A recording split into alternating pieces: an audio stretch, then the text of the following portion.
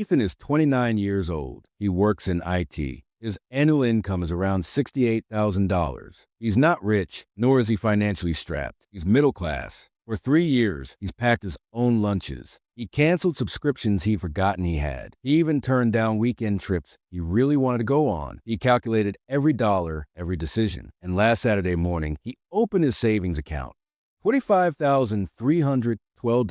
He sat there for a moment, silently, not celebrating, not crying, just staring, because no one had told Ethan this. Reaching $25,000 isn't the destination, it's just the beginning. And what you do now, over the next 12 months, will determine whether this $25,000 becomes a foundation or is lost in ordinary life. My name is David, and we're going to do this right. The first thing you need to understand about $25,000 is that it's not just a psychological achievement. The math on this amount is actually structurally different from every dollar you've saved before. Charlie Munger, Warren Buffett's business partner and one of the greatest investors of the 20th century, was once asked at a Berkshire Hathaway shareholders meeting how ordinary people can build real wealth. After Buffett made a joke, Munger leaned over the microphone and said something that personal finance experts have been quoting ever since. He said, "The first $25,000 is a challenge, but you have to achieve it. I don't care what you have to do. For example, even if it means walking everywhere and eating nothing but coupon-bought food, find a way to reach $25,000. According to Bankrate's 2025 report, only 44% of Americans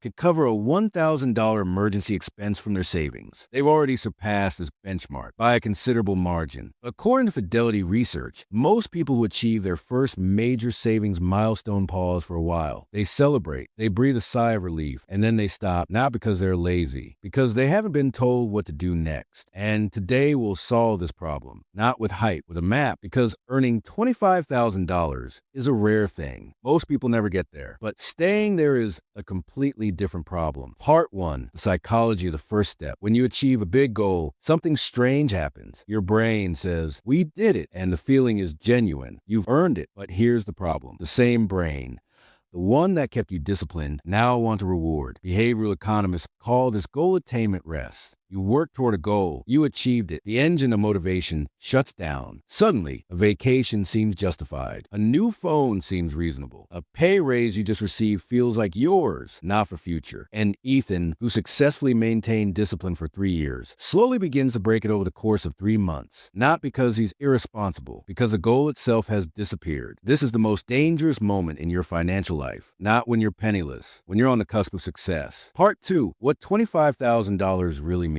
Let's do the math. Because $25,000 in the savings account isn't really $25,000. These days, high-interest savings accounts earn around 4.5 to 5% interest. That's about $1,125 annually in interest alone. Not bad, but not that impressive either. Now, compare it to an investment. If someone withdraws $20,000 from $25,000 and invests in a diversified index fund with an 8% annual average return, in 10 years, about $43,000. In 20 years, about $93,000. In 30 years, about $201,000. From just $20,000, he hasn't added a single penny since. That's what compound interest is. And it only works if you start early. But what do most people do instead? They put the entire $25,000 in a current account, feeling safe. The standard interest rate at most banks is 0.01%, which translates to about $2.50 per year on $25,000. $2.50. Meanwhile, its value is slowly eroding daily due to the current inflation rate of 3 to 4%. Today's $25,000 will be worth less next year, and even less the year after that. Safety and security are not the same thing. Part 3, 3 mistakes people make. Most people make one of 3 mistakes right now. Mistake 1, lifestyle improvements, asterisk, asterisk. Discipline erodes. Some money starts to seem bigger. The apartment gets better. Car gets newer. New clothes appear in the wardrobe. You should too. Mistake 3, confusion about the emergency fund. Some people invest the entire $25,000. The market drops. Anything unpleasant happens in life. They withdraw the money at a loss. Or worse, because the money is stuck, they take out high interest loans. $25,000 is a tool, and every tool has a function. Not all tools have to be the same. Part 4, structuring $25,000. Let's learn how to use this money wisely. Divide it into 3 parts.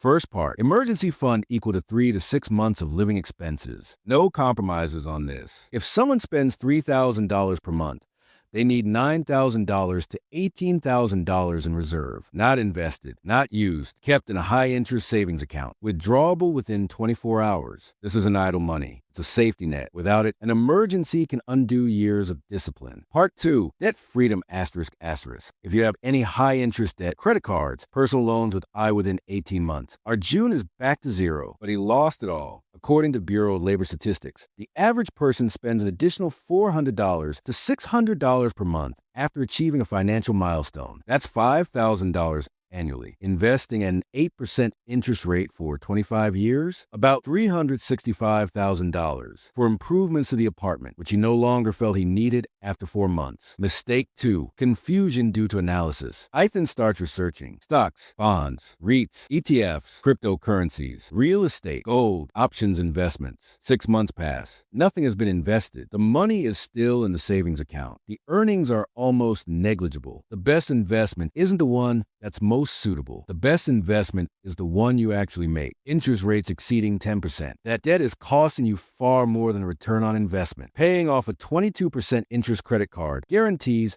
a 22% guaranteed return. No index fund makes such a promise. Get rid of high interest debt before investing aggressively. This is an undeniable truth. Part 3, investing capital. Whatever's left after securing an emergency fund and paying off bad debt, invested index funds, low-cost ETFs, steady, boring, automated. This isn't some sensational stock tip. This isn't some new big thing. Whole market index fund, automatically running forever. Part 5, the number no one talks about, the momentum effect. Here's what changes after your first $25,000. The math starts working in your favor, not against you. Vanguard Behavioral Finance research shows that investors with $25,000 or more are more likely to stay invested during market downturns than those with less than $5,000. Why? Because they've seen its power. They believe in the system. They have a stake in it. There's also a practical reason. On a $25,000 investment, an 8% annual return means a profit of about $2,000 without you doing anything.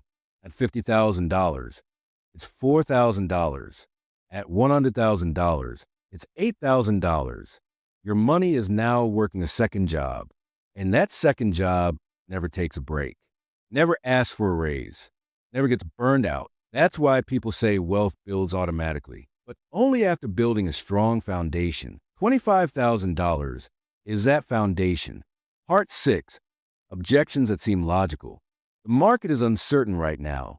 Asterisk, asterisk, it has always been uncertain. From 1928 to today, the S&P 500 has weathered the Great Depression, World War II, the 2008 financial crisis, a global pandemic, and numerous other crises. Average annual return? Around 10% before inflation. Timing the market is better than predicting market trends. Every time, I should wait until I have more money. More money never seems like enough. Research by Charles Schwab shows that investors who waited for the right time to invest consistently performed worse than those who invested immediately, even at market peaks. The best time was yesterday. The second best time is today. I want to enjoy this money. I worked hard.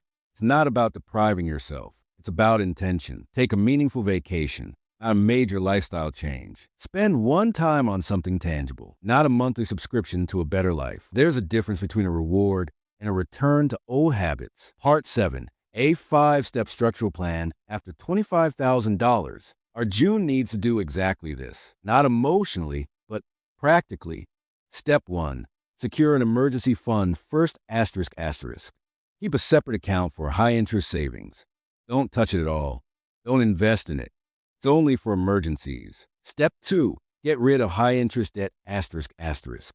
Make a list of all loans with interest rates above 7%. Focus on the debt with the highest interest rate first. Every dollar paid here is a guaranteed return. Step 3, automatically automate investments immediately due asterisk asterisk. When you get your paycheck, a certain amount goes away before you even see it. Index funds, low expense ratio. Roth IRA if eligible. For 401k if employer contributes. Set it, forget it, repeat. Step 4, raise your next goal asterisk asterisk. $25,000 goal reached. The next goal is $50,000.